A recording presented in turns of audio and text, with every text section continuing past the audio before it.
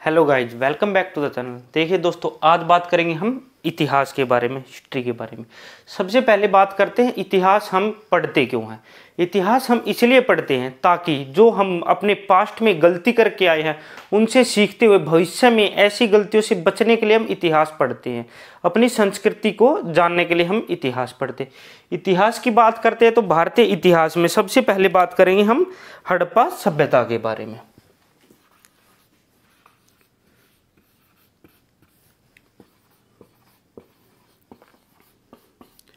हड़प्पा सभ्यता का काल माना गया है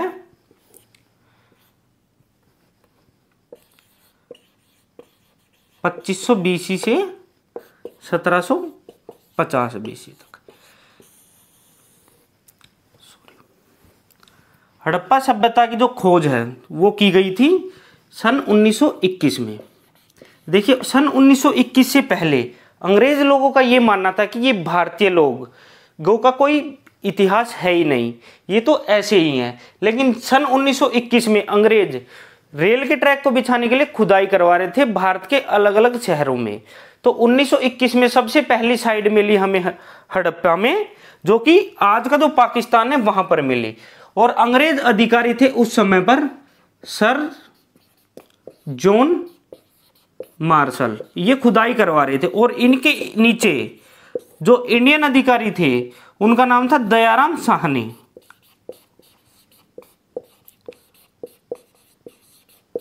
दयाराम साहनी नाम था इनका। और 1921 में हड़प्पा सभ्यता की खोज हुई थी। 1922 में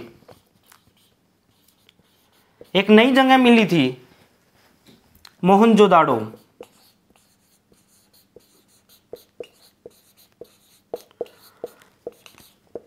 जो कि आरडी बैनर्जी थे वहां पर इंडियन अधिकारी, उनके रखरखाव में ये साइड पाई गई थी। ऐसा सिलसिला लगातार चलता रहा और अन्य साइड मिलती गई। देखिए, ये हमारी जो हड़प्पा सभ्यता है ये कहां से कहां तक फैली हुई थी, इसके बारे में थोड़ी सी बात करते हैं।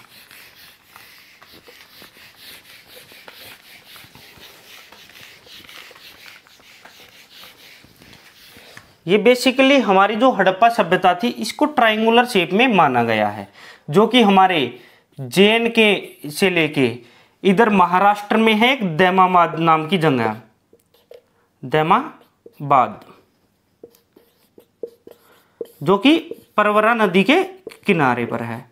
इधर आप इस साइड में आओगे तो यूपी पड़ता है, यूपी के आसपास का एरिया है आलमगीरपुर, मेरठ के आसपास में पड़ता है ये।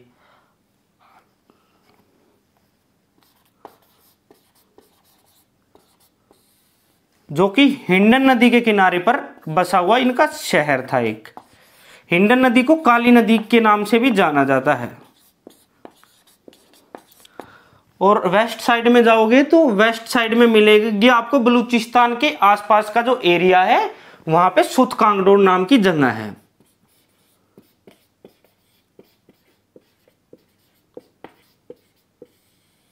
ये आपको इस साइड मिलेगी।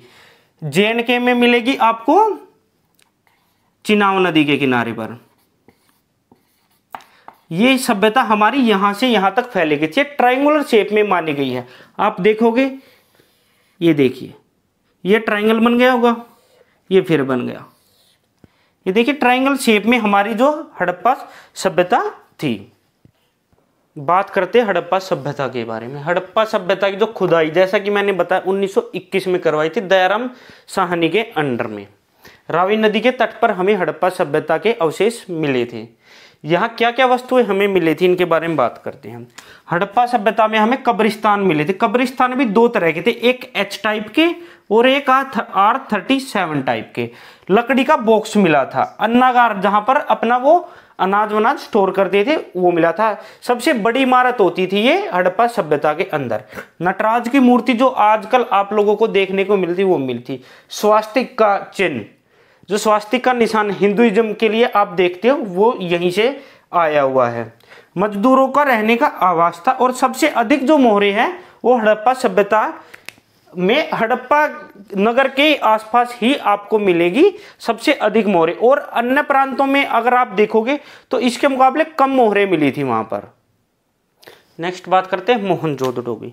मोहनजोदड़ो की जो खुदाई करवाई गई थी वो 1922 में हुई थी, और ये राखलदास बनर्जी नाम के एक इंडियन अधिकारी थे, ऑफिसर थे, इनकी के अंडर में इसकी खुदाई हुई थी। ये हमारी सिंधु नदी के किनारे पर मोहनजोदड़ो स्थान है वो आपको मिलेगा। वस्तुएं क्या क्या मिली थी, एक तो पशुपतिनाथ की मूर्ति मिली थी और महान स्नानागार यहाँ पर पाया गया था। नेक्स्ट बात करते हैं लोथल के बारे में। लोथल की जो खुदाई करवाई गई थी वो 1954 में SR राव की अध्यक्षता में करवाई गई थी। लोथल हमारा एक बंदरगाह नगर है, क्योंकि हड़प्पा सभ्यता के जो लोग थे अपने आसपास की उस समय जो सभ्यता डेवलप थी उनके साथ व्यापार करते थे। व्यापार करने के लिए या तो रास्ता चाहिए आपको, सड़क मार्ग हो या फिर समुद्री मार्ग हो, तो लोथल एक बंदरगाह था। कृत्रिम गोदीवाड़ा भी के नाम से भी इसको जानते हैं। ये बंदरगाह नगर था, यहाँ पे शिप आकर रुकते थे, जहाज आकर रुकते थे, जिससे वो व्यापार करते थे। यहाँ चावल के साक्ष्य मिले और हवन कुंड के साक्ष्य मिले हैं। नेक्स्ट बात करते हैं कालीबंगा। कालीबंगा जो है राजस्थान में पड़ता आपका, और 1953 में इसकी खुदाई करवाई गई थी और डॉक्टर घोष की अंडर इसकी खुदाई करवाई गई थी। घग्गर नदी के किनारे ये शहर बसा हुआ था। इसमें मिले हैं 7 हवन कुंड के साक्ष्य मिलते हैं, इसमें जुते हुए खेत देखने को मिलते हैं इस साइड पर, और चूड़ियों का कारखाना। कालीबंगा का अर्थ ही माना गया, बंगा का मतलब होता है चूड़िया, तो काले रंग की चूड़ियां यहाँ मिली हैं, तो चूड़ियों का कारखाना मिला था, काले रंग की चूड़ियां मिली थी यहाँ पे, इसलिए कालीबंगा है ये। नेक्स्ट बात करते हैं धोलावीरा। धोलावीरा पड़ता है आज के गुजरात में, जो आज का गुजरात है उसमें ये जगह मिलेगी धोलावीरा आपको। ये 1991 में इसकी खुदाई हुई थी, डॉक्टर भीष्ट के अंडर हुई थी। इसमें जो हमें मेनली चीजें मिली, एक तो क्रीड़ा स्थल, स्टेडियम बोल सकते हैं इसको, छोटे टाइप का स्टेडियम मिला, साइन बोर्ड मिले हैं, कहीं भी जाने आने के लिए आपको रास्ता दिखाई देता है, राइट का लेफ्ट का, उस टाइप का कुछ मिला। प्रसिद्ध जल निकासी व्यवस्था थी धोलावीरा के अंदर। वर्ल्ड की उस टाइम में जो सबसे फेमस जल निकासी की व्यवस्था थी हड़प्पा सभ्यता के अंदर देखी गई है, और हड़प्पा सभ्यता में जो सबसे फेमस जल निकासी की व्यवस्था थी वो धोलावीरा के अंदर थी। ये 3 भागों में विभाजित था। देखिए हड़प्पा सभ्यता के अंदर जितने भी शहर थे वो लगभग 2 उसमें विभाजित थे, 2 उस अवस्थाओं में, जैसे कि ये ऊपर वाला हो गया अपर के लिए और नीचे वाला होगा लोअर के लोगों के लिए। लेकिन धोलावीरा में आपको 3 तरह की देखने को मिलेंगे, और लोथल में आपको किसी भी तरह की डिवीजन देखने को नहीं मिलेंगी।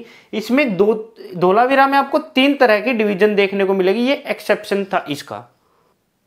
नेक्स्ट बात करते हैं चहुंदड़ो की। इसकी जो खुदाई है, इसकी खुदाई की गई थी 1931 में डॉक्टर मजूमदार के अंडर में। यहाँ मिले शाही की दवात मिली, यहाँ पे सौंदर्य प्रसारण का सामान लिपस्टिक मिली यहाँ पे, और फुटप्रिंट ऑफ एनिमल, जो जानवरों के पैरों के निशान मिले हैं। सुरकोटड़ो ये आपका गुजरात में, ये आपका चहुंदड़ो पड़ता है पाकिस्तान में।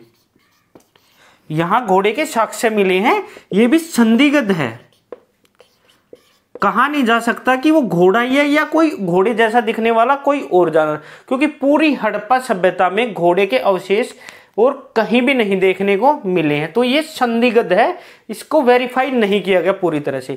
कुनाल ये पड़ता आपका हरियाणा में, और यहाँ चांदी के साक्ष्य मिले हैं। नेक्स्ट बात करते हैं धातुएं। हड़प्पा सभ्यता के निवासी किन किन धातु का उपयोग करते थे, तो गोल्ड, सिल्वर, टिन, ब्रॉन्ज और कॉपर का इस्तेमाल करते थे, लेकिन लोहे से वाकिफ नहीं थे। इनको पता ही नहीं था कि लोहे नाम की भी कोई धातु होती है, तो लोहे का चलन था ही नहीं इस समय पे, बाद में आया है लोहा। पशु कौन कौन से पशु थे, कुबड़ वाला सांड, एक सींग वाला पशु इनके पशु थे। गाय का कोई साक्ष्य नहीं मिलता है।